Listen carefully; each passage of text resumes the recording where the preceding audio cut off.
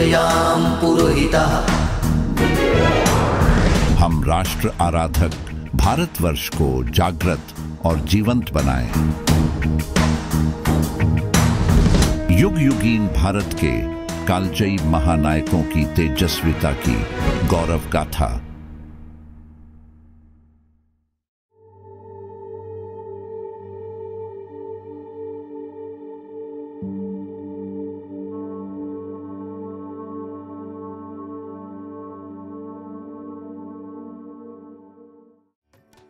भारत की प्राचीन जनजातियों का गौरवशाली अतीत रहा है, जिनके शौर्य और शासन व्यवस्था का उल्लेख प्राचीन ग्रंथों व विदेशी यात्रियों के यात्रा वृतांत में मिलता है। ऐसी ही एक जनजाति वत्स थी। वत्स जनपद ने न केवल अपनी सैन्य शक्ति और राजनीतिक कौशल से इतिहास में अपनी छाप छोड़ी, बल्कि अपनी समृद्ध संस्कृति, धार्मिक सहिष्णुता और आर्थिक वैभव के लिए भी जानी जाती थी। आइए इस प्राचीन जनजाति की उत्पत्ति, उनके साम्राज्य, शासकों, सामाजिक और धार्मिक व्यवस्था और उनके पतन की कहानी को विस्तार से जानते हैं। वत्स समुदाय प्राचीन भारत की उन क्षत्रिय जनजातियों में से एक है जिनका उल्लेख वेदों, पुराणों, महाभारत, बौद्ध और जैन ग्रंथों में मिलता है। इतिहासकार मानते हैं कि वत्स कुरुवंश की एक शाखा थे, जिन्होंने समय के साथ स्वतंत्र रूप से अपनी सत्ता स्थापित की। वत्स नाम की उत्पत्ति वैदिक ऋषि वत्स या पशुधन के प्रतीक वत्स, बछड़ा से मानी जाती है। यह जनपद वर्तमान उत्तर प्रदेश के प्रयागराज के निकट गंगा और यमुना के संगम क्षेत्र में स्थित था। इसकी राजधानी कौशांबी थी, जो अपनी सामरिक स्थिति, व्यापारिक महत्व और धार्मिक गतिविधियों के लिए प्रसिद्ध थी। वत्स जनपद का साम्राज्य अपने चरम पर कौशांबी से लेकर आसपास के क्षेत्रों तक फैला था। यह क्षेत्र कौशल, मगध, अवंती और पंचाल जैसे शक्तिशाली जनपदों से घिरा हुआ था।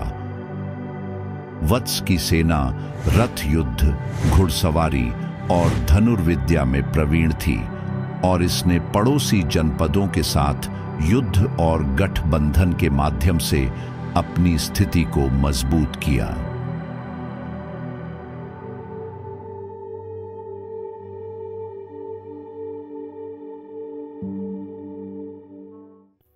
वत्स जनपद का सबसे प्रसिद्ध नाम है राजा उदयन, जिन्हें न केवल एक पराक्रमी शासक के रूप में, बल्कि एक कला प्रेमी और वीणा वादक के रूप में भी जाना जाता था। उनके पिता राजा शतानीक ने बौद्ध धर्म को संरक्षण दिया और खुद गौतम बुद्ध से भेंट की। लेकिन उदयन की प्रेम कथा और उनके शासन ने वत्स को एक नया आयाम दिया। राजा उदयन वत्स के सबसे प्रतापी शासक थे। उनकी प्रेम कथा विशेषकर अवंती की राजकुमारी वासवदत्ता के साथ संस्कृत साहित्य में अमर है। भवभूति के नाटक स्वप्न वासवदत्ता और प्रियदर्शिका में उदयन को एक नाट्य नायक के रूप में चित्रित किया गया है। बाणभट्ट की हर्षचरित में भी उनके शासन और कला प्रेम का उल्लेख मिलता है। उदयन के पिता राजा शतानीक ने वत्स को एक धार्मिक और सांस्कृतिक केंद्र के रूप में स्थापित किया था। शतानीक का विवाह वैशाली के राजा चेटक की पुत्री मृगावती से हुआ था, जो जैन धर्म के संरक्षक थे। उदयन के शासनकाल में वत्स ने कौशल, मगध और अवंती जैसे जनपदों के साथ युद्ध और वैवाहिक गठबंधन बनाए। उदयन और वासवदत्ता का विवाह न केवल एक प्रेम कहानी थी, बल्कि वत्स और अवंती के बीच राजनीतिक समीकरण को मजबूत करने का माध्यम भी था।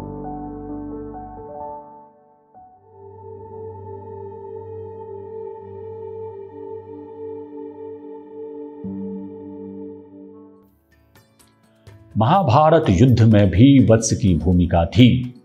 वत्स के युद्ध कौशल ने इतिहासकारों और पौराणिक ग्रंथों के अध्येताओं को हमेशा आकर्षित किया है। महाभारत में वत्स जनपद को पांडवों के सहयोगी के रूप में चित्रित किया गया है।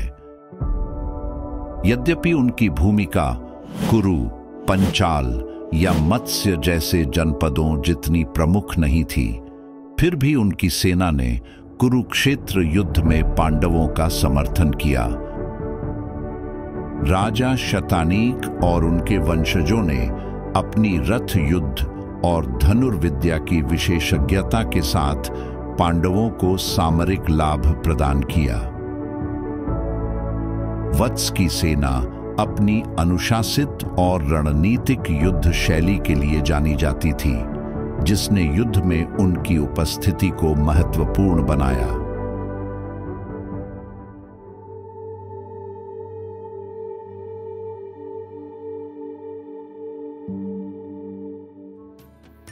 वत्स जनपद की सामाजिक और सांस्कृतिक व्यवस्था भी उतनी ही समृद्ध थी जितनी कि उनकी सैन्य शक्ति। यहां वैदिक परंपराएं, बौद्ध धर्म और जैन धर्म का अद्भुत समन्वय देखने को मिलता था। वत्स की सामाजिक संरचना वैदिक वर्ण व्यवस्था पर आधारित थी, जिसमें ब्राह्मण, क्षत्रिय, वैश्य और शूद्र शामिल थे। हालांकि यह व्यवस्था अपेक्षाकृत उदार थी और विभिन्न वर्गों के बीच सामाजिक गतिशीलता थी। राज परिवार की महिलाओं को साहित्य, संगीत और धार्मिक चर्चाओं में भाग लेने की स्वतंत्रता थी। वासवदत्ता जैसे उदाहरण इस प्रगतिशीलता को दर्शाते हैं। व्यापारी वर्ग का समाज में विशेष स्थान था, जो वत्स की आर्थिक समृद्धि का आधार था। सांस्कृतिक दृष्टि से वत्स अत्यंत समृद्ध था। संगीत, नाट्य, कविता और स्थापत्य में यहाँ की जनता की गहरी रुचि थी। राजा उदयन का वीणा वादन और उनकी प्रेम कथा ने संस्कृत साहित्य में एक विशेष स्थान बनाया। कौशाम्बी में वेद पाठ, शास्त्र चर्चा और श्रवण परंपराएं फलती फूलती थी। धार्मिक दृष्टि से वत्स वैदिक धर्म, बौद्ध धर्म और जैन धर्म का संगम स्थल था। गौतम बुद्ध ने कौशाम्बी में कई बार प्रवास किया और यहाँ घोषिताराम नामक स्तूप और संघाराम की स्थापना हुई। बौद्ध ग्रंथों में कौशाम्बी को एक प्रमुख धार्मिक केंद्र के रूप में वर्णित किया गया है। वैदिक यज्ञ और जैन धर्म भी यहाँ प्रचलित थे, जो इस क्षेत्र की धार्मिक सहिष्णुता को दर्शाते हैं।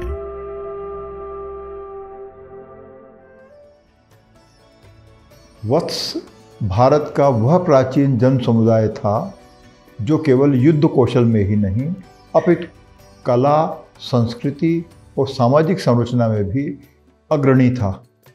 कौशाम्बी जैसे समृद्ध नगर की स्थापना और उदयन जैसे सांगीतिक व प्रेमशील राजा की परंपरा वत्सों की बहुआयामी दृष्टि को दर्शाती है। वे वैदिक परंपरा के पोषक, संगीत और नाट्य के संरक्षक तथा धर्म और ज्ञान के सहायक थे। उनका जीवन संगठन नीति, प्रेम और आध्यात्मिक चेतना का संतुलन था, जो उन्हें सिर्फ योद्धा ही नहीं बल्कि संस्कृति का निर्माता भी बनाता है। ऐसा मानते हैं कि वत्स जन भारत की प्राचीन आत्मा के सार तत्व थे।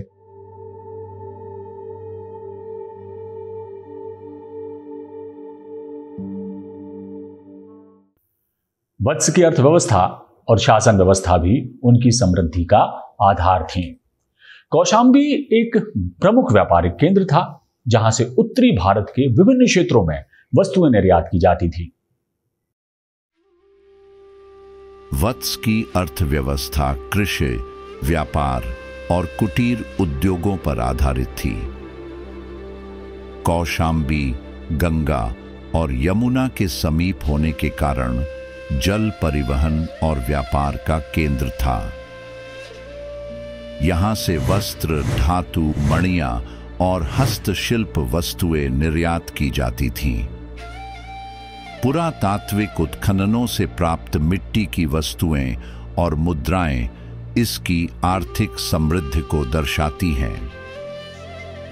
हस्तिनापुर, श्रावस्ती, उज्जैन और वाराणसी जैसे नगरों से वत्स के व्यापारिक संबंध थे।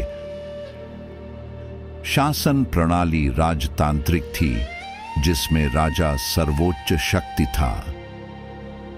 राजा को राजपुरोहित, मंत्री परिषद और सभासदों की सहायता प्राप्त होती थी। स्थानीय स्तर पर पंचायती व्यवस्था प्रचलित थी, कर प्रणाली व्यवस्थित थी और किसानों, व्यापारियों और कारीगरों से नियमित कर वसूला जाता था।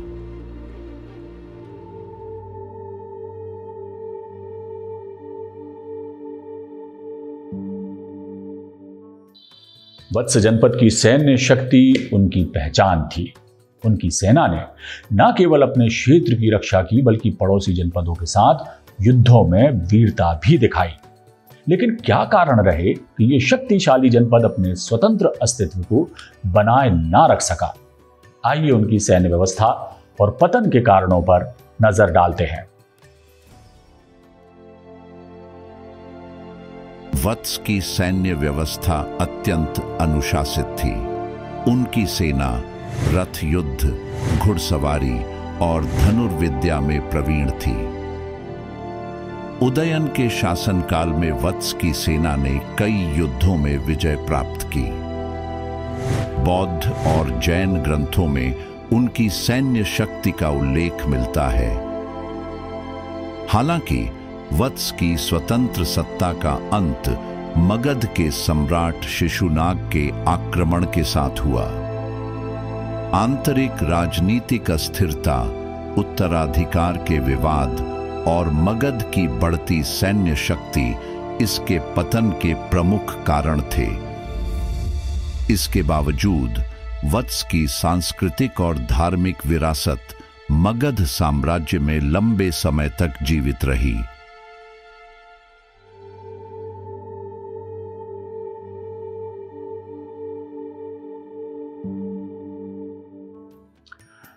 वत्स जनपद का इतिहास केवल युद्ध और शासन तक सीमित नहीं था। इनकी सांस्कृतिक और धार्मिक विरासत को विभिन्न ग्रंथों और विदेशी यात्रियों ने भी दर्ज किया है।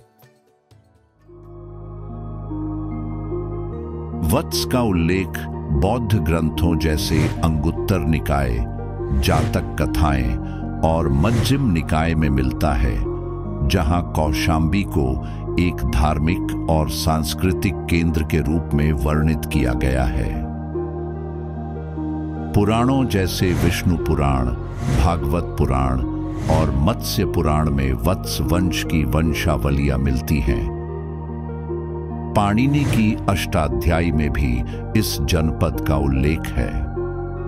संस्कृत साहित्य में भवभूति और बाणभट्ट ने उदयन और वासवदत्ता की कथाओं को अमर किया।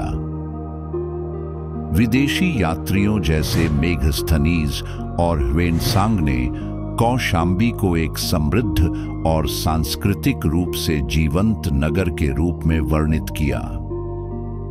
पुरातात्विक उत्खननों से प्राप्त स्तूप, जैन प्रतिमाएं और ब्राह्मी लिपि में उत्कीर्ण लेख वत्स की ऐतिहासिक महत्ता को प्रमाणित करते हैं।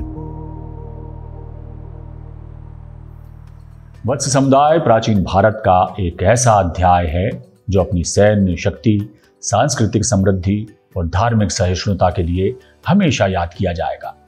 राजा उदयन और उनकी प्रेम कथा, कौशाम्बी की सांस्कृतिक ऊंचाइयां और इस जनपद की धार्मिक विरासत आज भी हमें प्राचीन भारत के वैभव की याद दिलाती है। ये कहानी हमें सिखाती है कि शक्ति और संस्कृति का समन्वय किसी भी समाज को अमर बनाता है। हमारी ये यात्रा यहीं समाप्त होती है। अगली बार फिर मिलेंगे एक और ऐतिहासिक कहानी के साथ। नमस्कार।